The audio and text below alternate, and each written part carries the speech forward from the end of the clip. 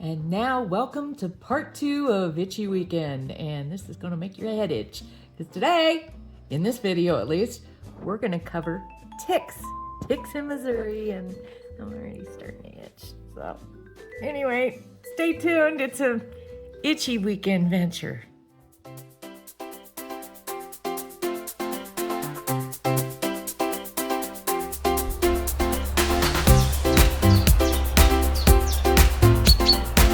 Come on, let's go.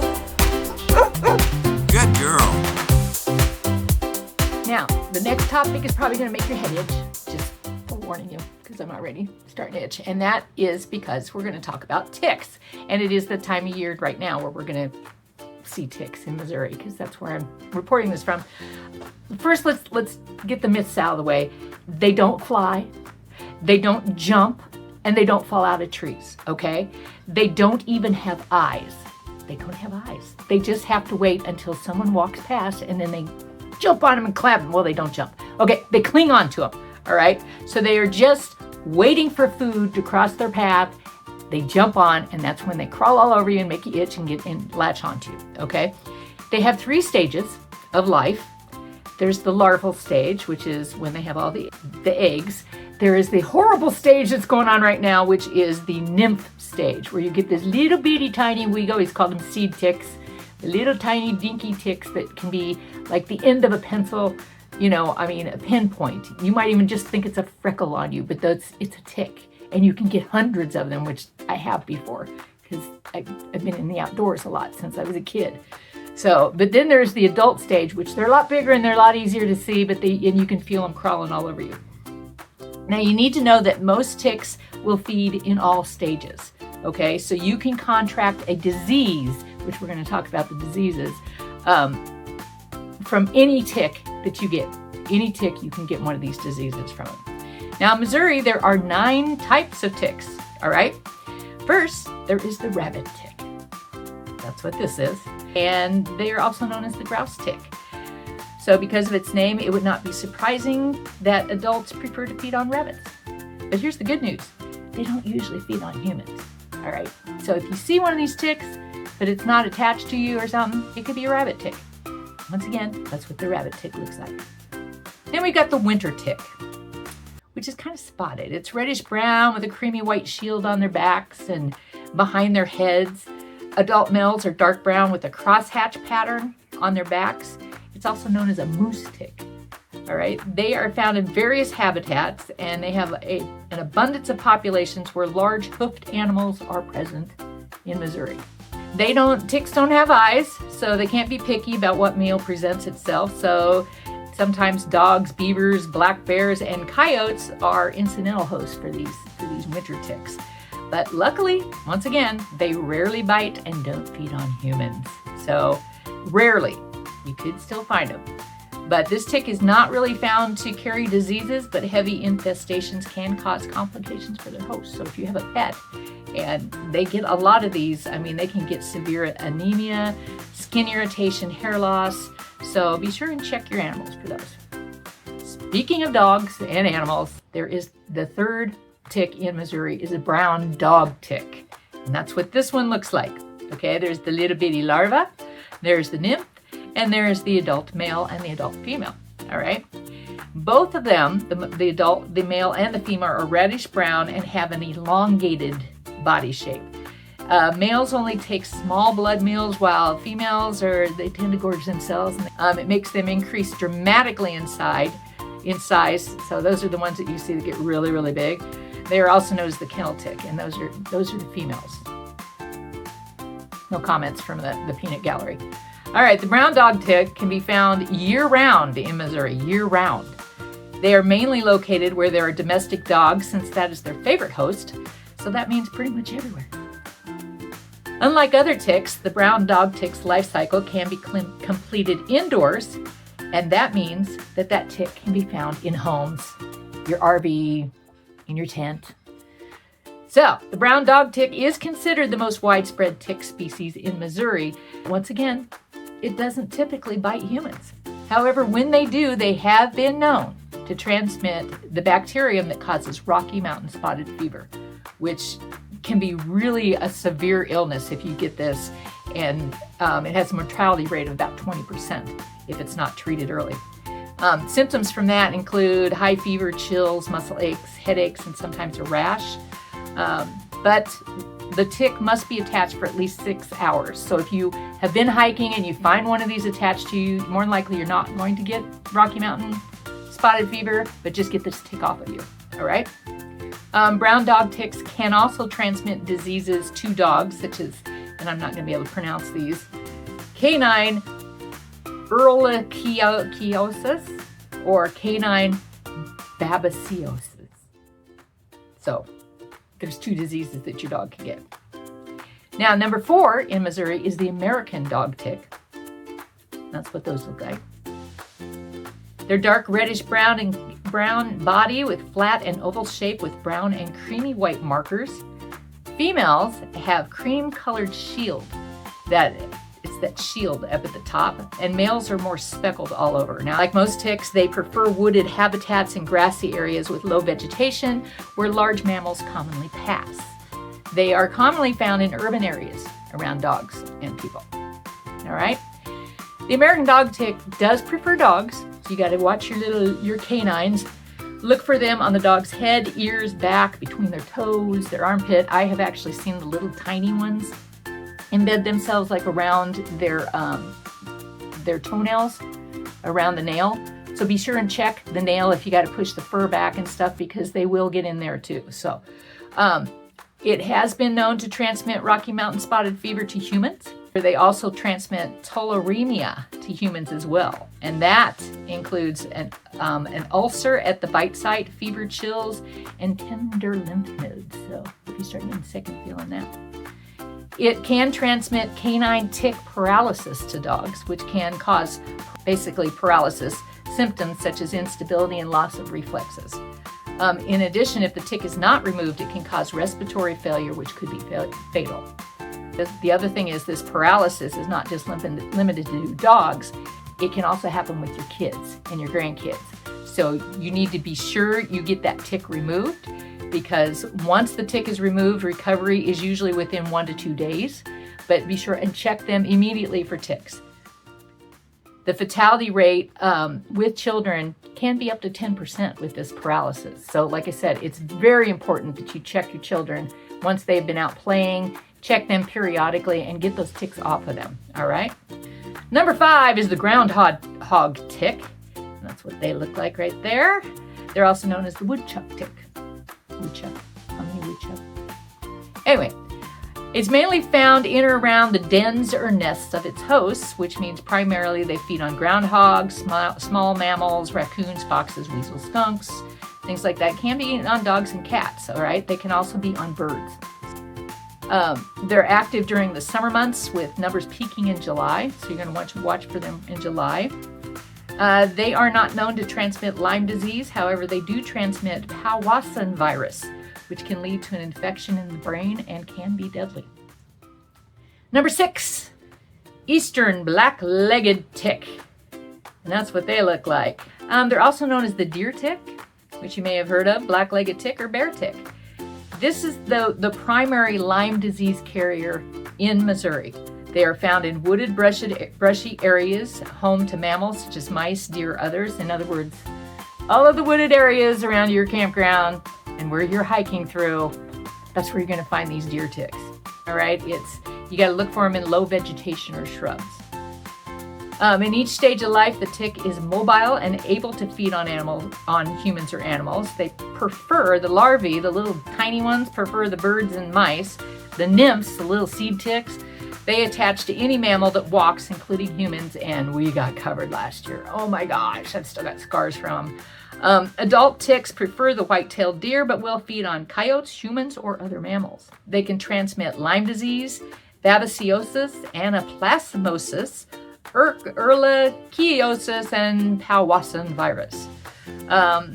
They are extremely low feeders. They usually feed for 3 to 5 days at a time. But if a tick is infected with a disease, on average it takes 24 to 48 hours before it transmits the disease to the host.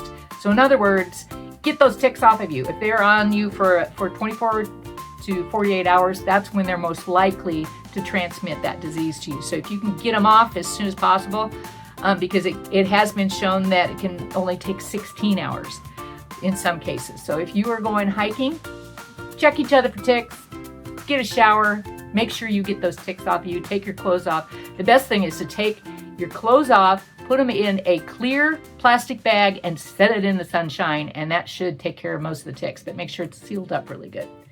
That's after you've done hiking or been out in the woods. And the bottom line is that the longer the tick is attached and feeds, the greater likelihood of transmitting a disease. Now, the little nymphal stage, the little seed ticks, they're the most dangerous to humans because it is around the size of a poppy seed, and they're rarely detected until after it has been attached and engorged itself. So that's the problem. Those you don't find in time, and you've got to get them off of you. So try as soon as, like I said, as soon as you go, if you see an unusual freckle or anything, get those things off of you, or spray yourself before, which we're going to talk about. If the tick is infected, it most likely has already transmitted the disease before it is discovered. Now, here's the next one, the Lone Star tick, and we're not talking Texas, all right? That's what this guy looks like. These are nasty. They don't just bite, they burrow in, all right? They are a round-bodied tick, and colors can range from reddish-brown to tan. Adult females have the single white spot on their backs. Why is it always the women? I don't know. Adult males have white markings on their legs and around their abdomens. They are also known as the cricker tick, turkey tick, or the northwestern water tick. They prefer dry forested areas with shrub undergrowth along rivers or streams or near animal resting sites. Those are the two types of ticks that I have already found on Shiloh, and I found one crawling on me. It had not attached yet, thank God, but I did find one, and more than likely it came from Shiloh. It is a 3-host tick that has a different host for every stage in its life. They will feed on a variety of hosts during each stage, but they feed on humans in every stage. So they're not picky in every stage. They like humans. It can transmit Rocky Mountain spotted fever, the Urculitis, tularemia, Heartland virus, Bourbon virus, and southern tick-associated rash illness. But there's also a new illness. It's called alpha-gal, and they are sending out warnings about this one. Alpha-gal is a sugar molecule found in most mammals that can trigger a serious, potentially life-threatening allergy known as alpha-gal syndrome. All right, and what is that? Basically, it's an allergy that's triggered by the immune system's reaction to alpha-gal, and it's caused by tick bites. And they have been finding this mainly with the Lone Star ticks. And not everyone that is bitten by a tick will develop it, but you have really got to be careful. The symptoms that basically happen 2 to 10 hours after eating red meat, basically. You will get hives, itching. So if you go hiking and you get this and you're still on your long camp trip, okay, and you eat a hamburger, this is what's going to happen. You're going to break out with hives. You're going to start possibly have diarrhea, abdominal pain, immediate reactions from injected products that contain alpha-gal include medications. So you may be allergic to some medications after that. And you can also get I can never pronounce these.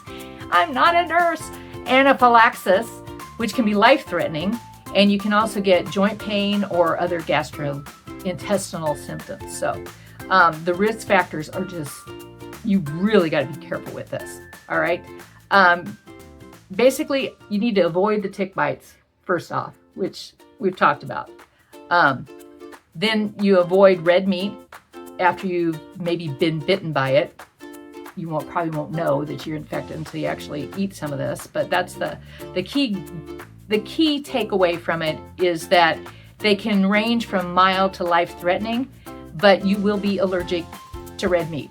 And if you like your steak and you like your burgers, I'd say avoid the ticks. That's what I'm saying, all right? The 8th tick in Missouri is the Gulf Coast tick, which sounds weird, but yeah, the Gulf Coast tick is in Missouri. There's a picture of them, all right? They are creamy white and when they're babies. It's mainly found in Missouri in open or grassy fields and on edges of wooded areas. The shade of the canopy cover provides optimal climate for the ticks when they are not on the host. So, all right, mainly in southern Missouri, you're not really going to find these so much in northern Missouri. They can cause tick paralysis and all kinds of nasty, nasty diseases. Then our 9th one is the Asian longhorn tick. And there they are. They're also known as the longhorn tick, bush tick, Asian tick, and cattle tick. They made their way, they're actually not supposed to be here, but they made their way here in 2017 and were first discovered on a sheep farm. They tried to eradicate them, but it failed. So now they are considered an invasive species. You mainly find them in southern Missouri and down into Arkansas. They have been found on humans, so you got to watch out for them. All right, so those are the 9 ticks. So now we're going to cover tick prevention. What we do, and what I have always been told, like when I was a park ranger, if you're going to go hiking, you need to wear long pants, tuck them into your boots, or what's even better is long socks, like the ones I used to wear back in the 80s, those sweat socks.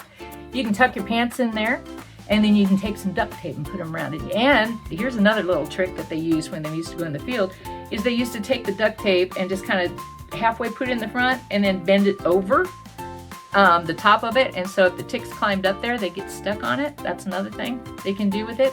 But wear long sleeves. Ladies, hair up, all right? That's the best thing I can tell you. Get a ball cap, put your hair up, all right? Because that's what they're looking for, is something like that to attach to. So, reducing exposure, they're always saying that reducing exposure is the best bet to stay away from ticks, which means don't be around them. But that's almost impossible when you're going camping. Before you go outdoors, you mainly need to know where to expect the ticks, all right? Ticks live in grassy, brushy, or wooded areas, which normally campgrounds, they have a nice mowed area, but they're usually surrounded by these brushy areas, all right? So that's where you're gonna find those ticks at. So be careful about letting your pets go running in there, and your kids. You wanna stick to the paths, the center paths if you're going hiking. And just avoid those brushy areas, all right? We treat our clothing and our gear up to about a week advance. We're going to be doing that this weekend. And we also treat our bedding and rugs. We get bins, or we also have Sawyers, which the links are going to be included down below. We always treat those. We soak it really good. We also treat our, we have a nice screen porch thing. We treat that because they will crawl up that. But yeah, mainly your socks, your shoes, your jeans. I mean, treat everything that you're going to be wearing, put this stuff on it. And it's not bad around animals once it's dried. So you treat it, you spray them, let it dry, pack everything up, and you should be good to go with that. We got Wondercide, which we're going to try this year, and we'll let you know how it goes, because we're not saying we're sponsored it, but we got Wondercide, and we're going to spray our entire campground, especially some of the areas where the dogs go. It is safe for pets, from what I understand, and I will include a link where you can go and actually see the CDC has a whole page on this, and how it even has some pictures on how to spray your pants and your boots and all that. Once you come indoors, you need to check your clothing for ticks. Like I said, if you will take your clothes off, if you've been in an area where you believe there are ticks, and put them in a clear plastic bag that, if you've gotten a new comforter and you get one of those things that zip up with it, those are awesome for it. Just put all your clothes in there, set them out in the hot sunshine, let them bake. That's one thing you can do. You need to examine your pets right away, examine your gear. This year we're going to try something new. It was a little hack we saw. You take one of those roller brushes with the sticky stuff on them, and you roll it up and down your pet before you go inside, and supposedly it will remove all those little nymphy ticks off of there if they're on the surface of the pet. And you can also do it on your pants, which will take away chiggers, which is another itchy thing you want to watch for. And roll it up and down your pants, and supposedly those are supposed to remove it if it's sticky enough. You could also take some duct tape and loop it around your hand where the sticky side's out, and just kind of, do this sort of thing on it. You need to shower soon after you have been in these areas, so you can get as many as you can off. It also helps. Chiggers, one thing you can do with chiggers is you can take your hand and go like this, and it will brush a lot of the chiggers off. So chiggers are like the little tiny red little bugs that burrow inside, and they're annoying as heck. So that's another thing that's itchy. But be sure and check your body for ticks. Under your arms, in and around your ears, inside the belly button. That's a place they like to go. The back of the knees, in and around your hair, especially back here and on the sides, between your legs, around the waist. That should give you a lot of information. If you have any more suggestions, please include them in the comments, please. Anything else that you use, any suggestions on staying safe from the ticks, because it can be dangerous, all right? But basically, we got better days coming, and it's usually called evening.